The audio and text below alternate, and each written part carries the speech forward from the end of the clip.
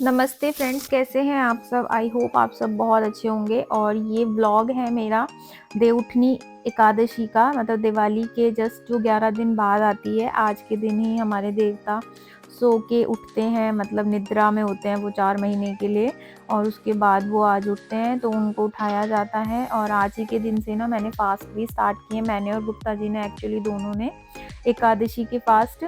और यहाँ मैं भिगा रही हूँ खड़िया, इसको खड़िया बोलते हैं, जो सफ़ेद रंग की होती है, और ये जो ब्राउन कलर की होती है इसको गेरू बोलते हैं। इसको भिगा के रखना है, और इस जब ये भीग जाएगी तो हमें ना आज देवउठनी का एक मतलब वो बनता है, पोस्टर कह लो अब, या फिर आप, वैसे पहले के टाइम पर तो इसको ना दीवार पर ही बनाया जाता था, और आज तो पॉसिबल नहीं है दीवारों को लीपना हर साल, और मतलब उसको हम हटा पाए हैं इस तरीके से। तो इसीलिए मैं इसको पोस्टर पे बना लेती हूँ, और ताकि वो इजीली रिमूव हो जाए नेक्स्ट ईयर के लिए।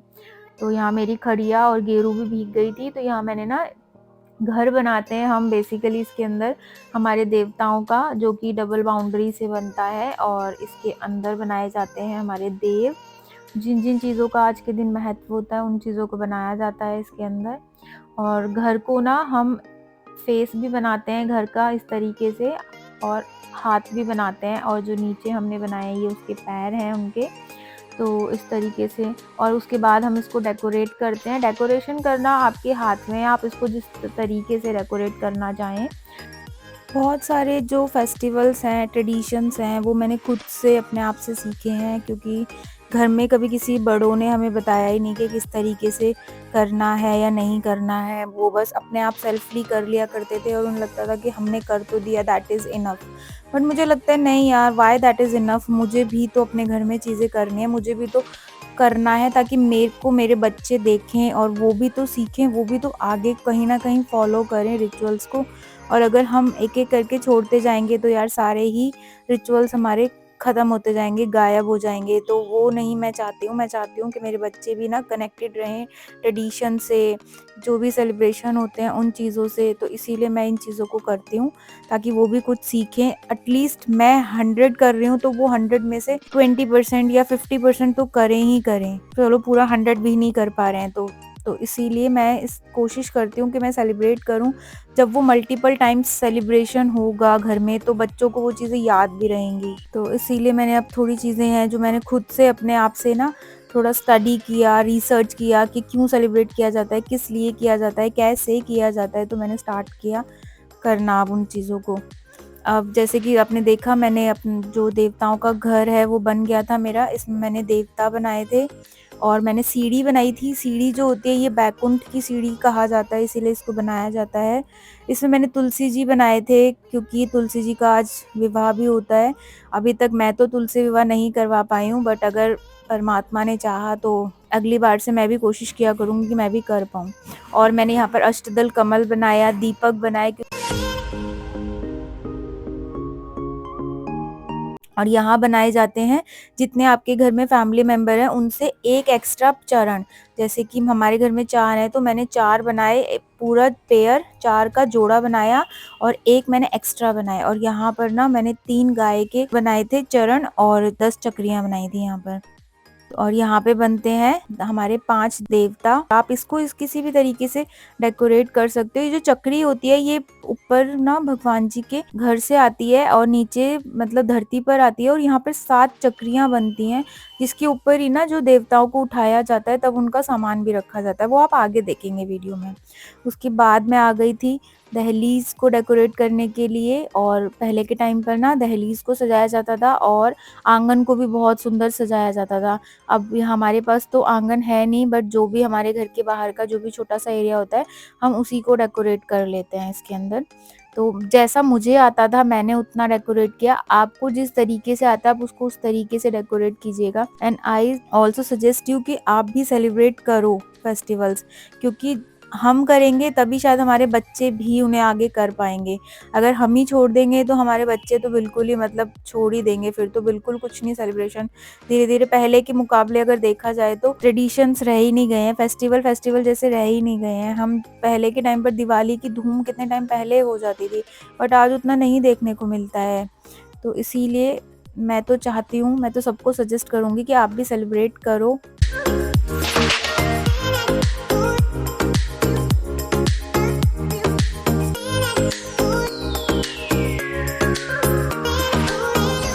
और देखिए आपसे बातें करते करते मेरा पूरा ये आंगन भी सज गया और दहलीज भी सज गई। यहाँ मैंने भगवान जी के चरण बनाए हैं बीच में ये दो, और उसके बाद मैंने इसको डेकोरेट किया जैसा मुझसे हुआ। और देखिए जैसा मैं कह रही थी कि बच्चे देखते हैं तो सीखते भी हैं, तो यहाँ मुझे देख के मितांश को भी हो रहा था कि मम्मा मैं भी बनाता हूँ रंगोली। उसने भी थोड़ी सी बनाई थी घर पे रंगोली। और ये लंच टाइम हो गया था, मितांश को फिर मैंने ओट्स बना के दिया।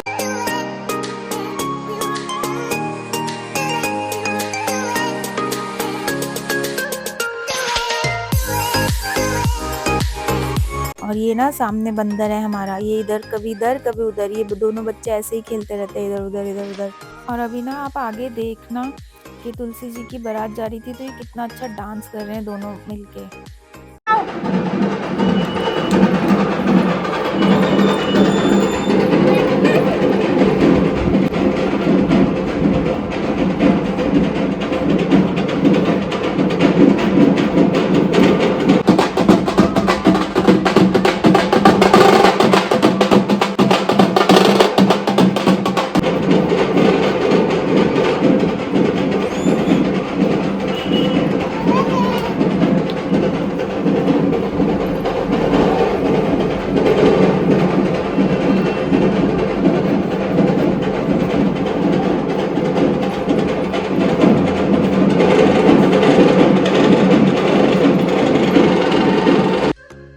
आज दोपहर में ही ना मैंने प्रसाद बनाने के लिए, खीर बनाने के लिए मतलब तैयारी शुरू कर दी थी, क्योंकि आज देवताओं के लिए भी ना प्रसाद रखा जाता है। तो आप चाहे तो वो मार्केट से खरीद के भी रख सकते हैं या फिर आप घर में बनाकर भी। तो मैंने तो घर में बनाया था। और आज खीर बनने वाली थी मखाने की, क्योंकि आज एकादशी है तो अन्न का प्रयोग नहीं किया जाता है। तो यहाँ मैं मखानों को, दूध मैंने बॉईल करने के लिए रख दिया और उसके बाद मैंने निकाल लिए मखाने। इनको मैं माइक्रोवेव में ही ड्राई रोस्ट कर लूँगी फॉर 30 सेकेंड्स, और उसके बाद मैं इसको ग्राइंड कर दूँगी बिल्कुल फाइन पेस्ट में। और इसको हम ऐड कर देंगे हमारे बॉइलिंग मिल्क के अंदर, और उसके बाद हम जो भी आपकी चॉइस के आप नट्स हैं वो डाल सकते हैं। यहाँ मैंने काजू, बादाम और डेसिकेटेड कोकोनट और ना नारियल को, सूखा नारियल जो होता है उसको भी कट करके डाला था। और लास्ट में रेडी थी हमारी, तो मैंने शुगर भी डाल दिया था। अब ना हमें ये प्रिपरेशन करनी होती है, जो चक्री हमने बनाई है उसके ऊपर हमें सामान रखना होता है, जो कि अनाज होता है, बताशे, रुई, ये तो मैंडेटरी है ही। और उसके बाद जो भी सीज़न का फ्रूट चल रहे होते हैं ना, और सब्जियां चल रही होती है, वो आप यहाँ पर अर्पण कर सकते हैं। और उसके बाद हमें रखना होता है मीठा, चाहे आप बाहर का ले सकते हैं या हम घर का बना हुआ, और देसी घी का दिया और दक्षिणा। और उसके बाद हम इसको कवर करके रख देते हैं थाल से, जो कि हमें शाम को सूरज छिपने से पहले हमें करके रखना होता है। तो आई थिंक 4 बजे का टाइम था जब मैंने ये सब किया था। और इसको, थाल को भी ना मैंने डेकोरेट कर दिया सुंदर सा।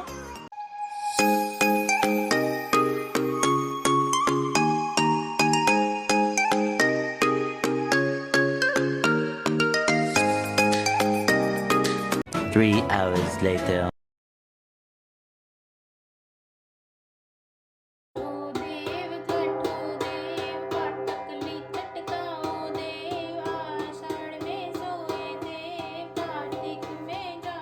और इस तरीके से हमें ये पूरा भजन गा के ना देवताओं को उठाना होता है, और उसके बाद हम दिए जलाते हैं। आज ही के दिन ही ना मैं 365 बाती का दिया भी जला देती हूँ। ये दिया आप ना मतलब एकादशी से लेके पूर्णमासी तक कभी भी जला सकते हो, तो मैं एकादशी वाले दिन ही जला देती हूँ इसको। तो यहाँ मैंने कलावा ले लिया था, ये मेरा 5 बाती का था, तो मैंने इसको 73 टाइम्स रोटेट कर लिया अपनी उंगलियों पर, और ये तैयार है मेरा 365 बाती का दिया। और इसको हम जलाएंगे नारियल, जो सूखा नारियल होता है उसके अंदर घी डाल के, और उसी में हम इस बाती को डाल देंगे, और इसे हम देसी घी से ही जलाते हैं। और इसको हम रख देंगे एक अनाज, कटोरी में अनाज लेके उसके ऊपर, और इसको हम रख देंगे आंगन में, या फिर आप इसको तुलसी मैया के पास भी रख सकते हैं।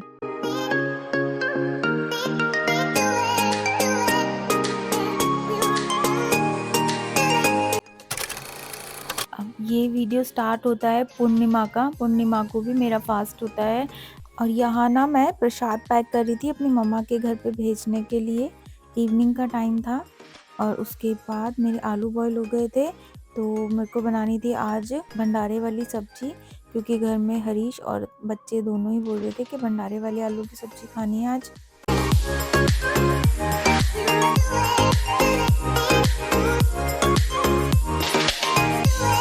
और आज ना खीर भी बननी थी, क्योंकि आज भी जो शरद पूर्णिमा के दिन जैसे खीर रखी जाती है, वैसे ही कार्तिक के दिन भी खीर को रखा जाता है सूर्य की चांद की रोशनी में, और नेक्स्ट डे उसको कंज्यूम किया जाता है। और यहाँ मैंने तनिष्क को बिठा दिया था ड्यूटी पर कि बेटा आप दिए की प्रिपरेशन करो, तब तक मैं खाना बनाती हूँ। और यहाँ मैंने आलू जब मेरे बॉईल हो गए थे, उनको मैंने पानी डाल के ना ऐसे फोड़ के और फिर उसमें पानी डाल के रख दिया। ऐसा करने से ना जो ग्रेवी है हमारी वो काफ़ी अच्छी एकदम थिक सी बनती है। और यहाँ मैं टमाटर को पीस के प्यूरी बना लूँगी, और जब तेल गर्म हो जाएगा तब हम इसमें डालेंगे जीरा और डालेगा इसमें हींग, और जब ये स्प्लैटर हो जाएगा तब हम इसमें डाल देंगे हमारी जो प्यूरी हमने टमाटर की बनाई थी। टमाटर प्यूरी में मैंने कुछ भी नहीं डाला है, और इसमें हम डालेंगे नमक थोड़ा सा, हल्दी और लाल मिर्च, और उसके बाद कश्मीरी लाल मिर्च इसमें जाएगी, और डलेगा इसमें किचन किंग।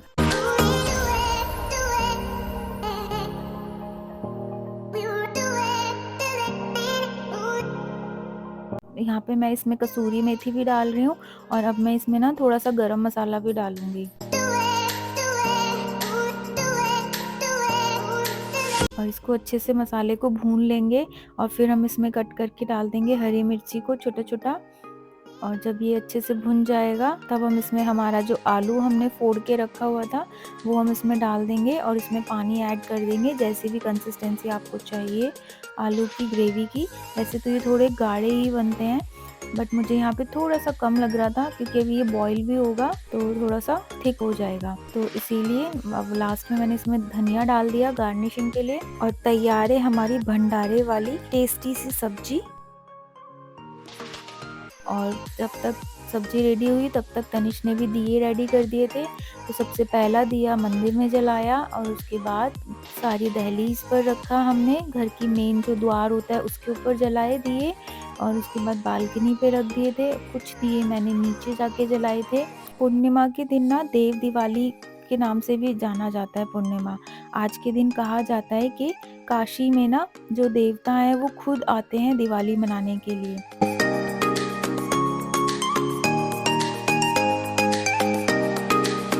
फिर हम चले गए थे मंदिर में दिए जलाने के लिए, क्योंकि आज के दिन ये भी कहा जाता है कि आप मंदिर को रोशन करोगे तो उतनी ही रोशनी भगवान आपकी जिंदगी में लाते हैं। तो इसीलिए मंदिर में दिए जलाना बहुत ज़रूरी होता है आज के दिन। तो आप जितनी रोशनी कर सकते हो उतनी रोशनी कीजिए मंदिर में जाके। और जब मैं घर वापस आई तो मेरी खीर ऑलमोस्ट रेडी हो गई थी। आज मैंने खीर बिल्कुल डिफरेंट स्टाइल से बनाई थी। आज मैंने इसमें चावलों को पीस के डाला था, और आज इसमें फ्लेवर के लिए हम डालने वाले हैं वनीला एक्सट्रैक्ट, जिससे बिल्कुल ही डिफरेंट एक फ्लेवर की खीर आज तैयार होगी। रेडी हो गई मेरी खीर। अब सबसे पहले निकाल देते हैं भगवान जी के लिए भोग प्रसाद के लिए। भोग लगाने के बाद फिर मैंने बनाए आलू की कचौड़ियाँ और पूड़ियाँ।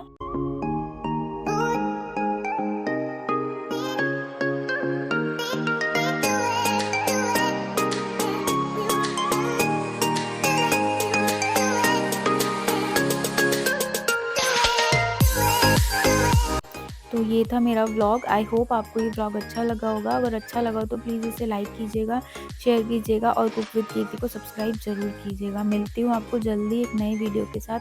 तब तक के लिए okay friends, bye bye and take care.